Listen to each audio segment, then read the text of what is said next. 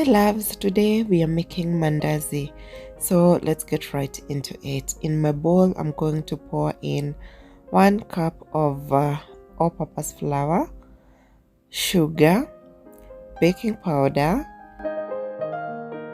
and salt. All the ingredients are going to be in the description bar below. So in my bowl I'm going to mix everything well together, give it a quick stir and keep it aside. Next, I want to use butter. Margarine works perfectly okay, and I'm going to use a whole teaspoonful of butter and then rub in my mixture. Make sure you're taking your time and rub in your margarine or butter well into the mixture so far, and make sure that it's consistent.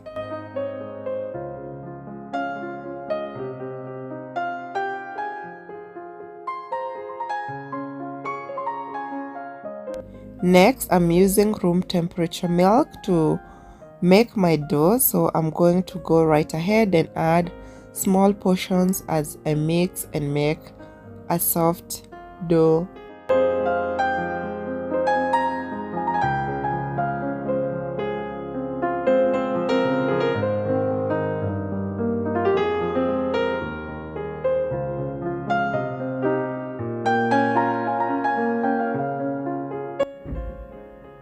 I like to add small portions at a time because I'm able to control and see how everything turns up.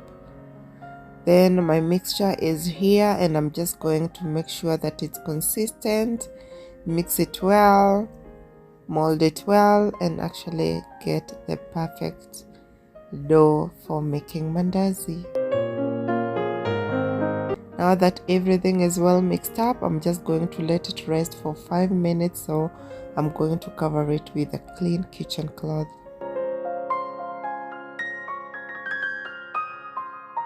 The next process is easy, so I'm just going to portion my dough into 4 medium-sized balls so that it's easy for me to roll them out.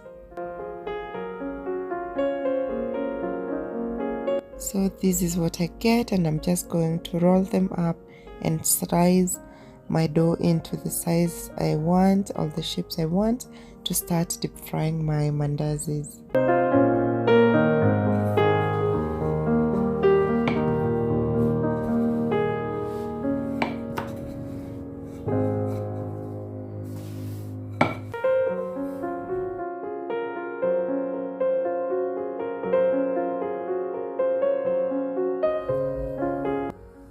Deep frying oil for mandazis should be hot so that it can pump up your mandazi as they cook, like you see in the clip, and then they are able to rise. The baking powder rises and this is the result you get. So I'll continue doing the same for the second batch until all my mandazis are cooked. You can play around with the shapes as you see and enjoy yourself as you do this as well.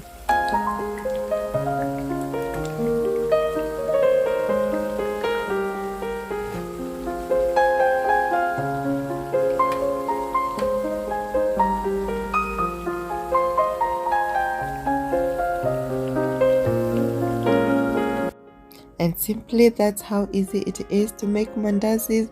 These are nicely done and they are well served warm with a glass of milk, a cup of tea, a cup of coffee, or whatever you like, and they're going to make your breakfast fantastic, your tea times.